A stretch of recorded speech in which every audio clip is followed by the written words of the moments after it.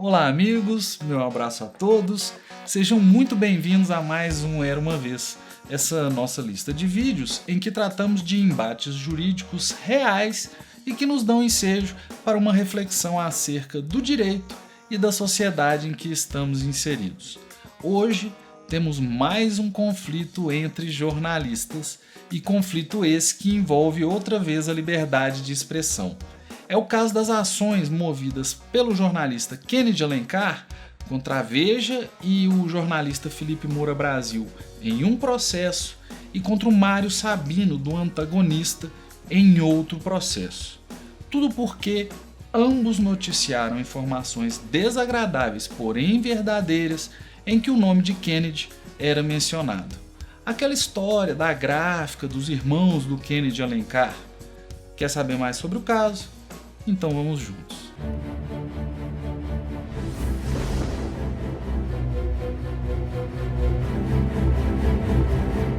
Era uma vez Mário Sabino, um experiente jornalista que já passou pela Folha de São Paulo, pelo Estado de São Paulo, Revista Isto É, Revista Veja, já escreveu livros de contos e hoje trabalha na produção de conteúdo para o site O Antagonista, cujo link pode ser encontrado na descrição desse vídeo.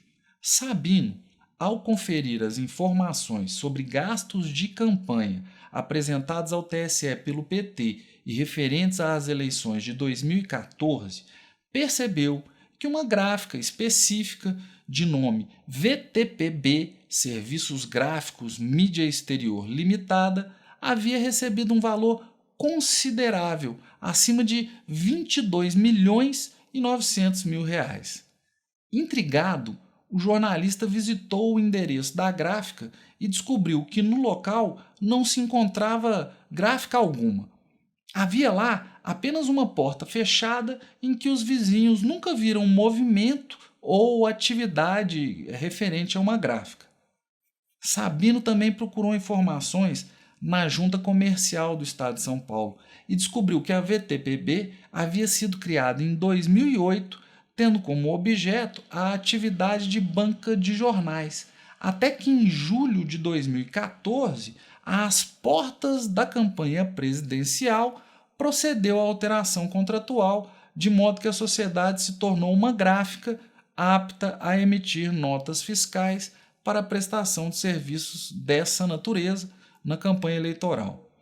Inicialmente, os sócios foram os irmãos Beckenbauer Rivelino de Alencar Braga e Miller de Alencar Castro Braga, mas no momento dos pagamentos da campanha de Dilma, Miller já havia se retirado da sociedade e Beckenbauer se manteve com 99% do capital social. Os dois irmãos sócios, tal como noticiado por Sabino no site O Antagonista, são também irmãos do jornalista Kennedy Alencar. Para quem não saiba, era uma vez também Kennedy Alencar Duarte Braga, um conhecido jornalista brasileiro com atuação principalmente no campo dos temas políticos e que tem em seu histórico um bom tempo de trabalho na Folha de São Paulo, com passagens pela Rede TV, pelo SBT, em seu currículo também há o fato de que trabalhou em 1994 na campanha presidencial do candidato petista Luiz Inácio Lula da Silva e que se tornou assessor até meados do ano seguinte. Hoje, o jornalista atua no rádio e também conta com um blog de notícias denominado Blog do Kennedy, cujo link, como de costume, está na descrição do vídeo. Esse blog, aliás, diga-se de passagem, recebeu mais de 190 mil reais de pagamento de publicidade estatal federal em 2014, mesmo tendo na época a ínfima média mensal de visitantes de aproximadamente 16 mil por mês. Para vocês terem uma ideia, meus amigos, aqui nesse canal, desse tamaninho, um canalzinho, uma canaleta, eu recebo mais visitantes do que isso. No ano seguinte, o valor dessas verbas chegou a 221 mil reais. Esse, contudo, não é bem o ponto desse vídeo. O ponto é que os irmãos de Kennedy se viram envolvidos em uma situação suspeita e delicada e que foi objeto de investigação e divulgação pelo jornalista Mário Sabino, que, por sua vez, mencionou o fato de que a gráfica fantasma era controlada pelos irmãos de Kennedy Alencar ou pelo irmão de Kennedy Alencar. A notícia da participação do irmão de Kennedy Alencar, Beckenbauer Rivelino, nessa aparente simulação de uma gráfica, foi noticiada no site do antagonista pelo Mário Sabino e também na revista Veja pelo Felipe Moura Brasil. E ambos mencionaram em suas reportagens o fato de que o dono da gráfica era irmão de Kennedy Alencar.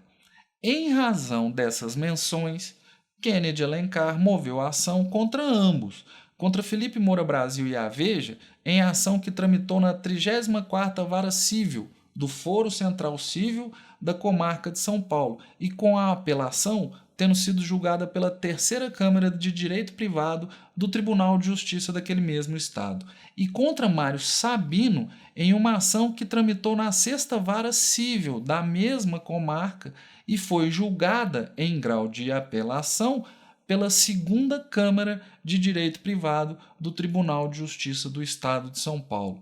O fundamento das ações é o mesmo, assim como foi o resultado dos julgamentos até agora, de modo que eu apontarei conjuntamente os aspectos jurídicos envolvidos. Eu farei o que não foi feito na tramitação, que é tratar as ações como conexas. A começar pelo pedido. O que pretendeu, e ainda pretende, pois ainda não houve o trânsito em julgado dessas ações, o que pediu ao judiciário em suas ações o jornalista Kennedy Alencar? Basicamente o seguinte: em relação às publicações no Antagonista e na Veja, ele pediu que fossem removidas as menções ao seu nome daquelas notícias envolvendo seus irmãos ou a gráfica VTPB. Além da retirada das postagens já existentes, pediu também a proibição de quaisquer outras novas publicações sobre o fato com a menção a seu nome. E, finalmente, pediu que os réus fossem condenados ao pagamento de indenização por supostos danos morais sofridos. Em relação às publicações, houve pedido inclusive liminar. Em outras palavras, o que isso significa? Ele queria que as postagens fossem excluídas da rede mundial de computadores desde o início do processo, desde antes do julgamento do mérito da manifestação dos réus. Mas a medida liminar não foi concedida. E mesmo após o recurso ao Tribunal de Justiça, a medida não foi deferida, o que manteve e mantém até agora as reportagens acessíveis a quem queira conhecê-las. Estão aí para o acesso de todos na rede mundial de computadores. Como de costume, o link na descrição do vídeo. Esclarecido o que foi pedido, passemos ao fundamento, o que foi alegado. Segundo a petição ou as petições, a medida seria devida, pois a menção ao nome do Kennedy nas matérias, segundo ele, obviamente, seriam indevidas e teriam o objetivo deliberado de denegrir a sua imagem e sugerir, sem afirmar, o seu envolvimento com a suposta gráfica. Para ele, as publicações seriam mal intencionadas e teriam ferido os seus direitos da personalidade, tal como o direito à imagem e o direito à honra. Já as defesas de Sabino e de Moura Brasil alegaram, em síntese, que as reportagens e publicações eram lícitas e realizavam a divulgação de um fato dotado de grande interesse público. Eles alegaram que os fatos narrados eram todos verdadeiros e que o Kennedy era mesmo irmão do Beckenbauer Rivelino, e disseram também que essa menção ao nome do Kennedy seria uma técnica comum do jornalismo usada para chamar a atenção do interlocutor. E olha, se você parar para reparar, parece que é mesmo uma técnica comum. Hoje mesmo no Twitter eu vi uma postagem do Nassif nesses mesmos termos. E agora que eu passei a reparar melhor, eu imagino que eu vá ver isso muito mais pela frente. Mas agora que eu apresentei os fatos, os pedidos e uma síntese da linha de argumentação, passemos à decisão ou decisões que foram as seguintes. Em primeira instância, o Kennedy foi derrotado nas duas ações. Na 34ª Vara Civil contra o Moura Brasil, a ação foi julgada improcedente e o autor foi condenado ao pagamento de custas, despesas e honorários no montante de 10% sobre o valor da causa. Já na 6ª Vara Civil contra o Mário Sabino, a ação também foi julgada improcedente, mas o autor foi condenado ao pagamento de custas, despesas e honorários no valor de R$ 5.000, já que havia atribuído à causa o valor irrisório de R$ 1.000 apenas. Então o juiz achou que um valor percentual não seria justo. As duas sentenças foram objeto de recurso de apelação e o Tribunal de Justiça de São Paulo, nos dois casos, manteve as decisões de primeira instância. A única coisa que se alterou foi o valor a ser pago pela derrota do Kennedy Alencar, que em um caso passou de 6 mil, passou para 6 mil e antes era 5, e no outro caso passou para 15% do valor da causa e antes era 10. Então o que temos é que Kennedy Alencar moveu duas ações para tirar da rede as publicações que mencionavam o seu nome e proibir novas publicações em termos semelhantes, e nas duas ele saiu derrotado em primeira e em segunda instâncias. Há recursos pendendo e as ações não transitaram em julgado ainda, mas eu acredito que dificilmente o autor consiga reverter a decisão nos tribunais superiores, até porque eu acredito nos argumentos e fundamentos dessas decisões judiciais. E é disso que eu quero falar a partir de agora, sem me referir a uma decisão específica, mas buscando uma síntese das fundamentações das 4 decisões, 2 sentenças e 2 acórdãos que não se contradizem. O que temos é o seguinte: o judiciário bem percebeu que há, nesse caso, como de costume, aliás, um conflito entre direito de todos à informação e à livre manifestação do pensamento e expressão de um lado, e a garantia de inviolabilidade da intimidade, da vida privada e da honra das pessoas de outro. Basicamente, trata-se de um conflito entre direitos fundamentais. Conflito este cuja solução começa por se aferir se houve ou não abuso na divulgação da informação acerca da relação de parentesco, entre os donos das gráficas e o autor das ações. Na medida em que as informações noticiadas eram verídicas e de interesse público, o tribunal entendeu que estabeleceu-se uma presunção de regularidade, de licitude da notícia. E essa presunção, para ser afastada, demanda a demonstração ou uma demonstração clara de abuso. E as decisões todas foram no sentido de que inexistiu o abuso. Primeiro, porque não se afirmou em momento algum que Kennedy integrasse o quadro societário da gráfica ou da sociedade, ou ainda que tivesse algum envolvimento com a mesma, ou ainda qualquer irregularidade com o nome do Kennedy. Não houve qualquer alusão caluniosa, difamatória ou mesmo injuriosa a ele. O que houve, meramente, foi a menção à relação de parentesco.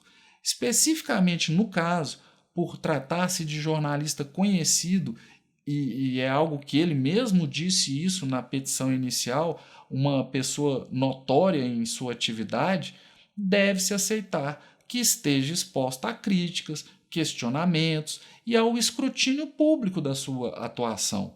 Nesse ponto, o acórdão da apelação contra o Mário é expresso ao afirmar que o jornalista, no nível do Kennedy Alencar, deve se revestir de maior resistência a críticas do que um cidadão comum. Já o acórdão de apelação contra o Moura Brasil mencionou que o Kennedy, por ser um jornalista experiente, deveria estar acostumadíssimo com o choque de opiniões e com críticas, de modo que as veiculações feitas na Veja não trariam esse potencial de causar um desassossego anormal ao jornalista.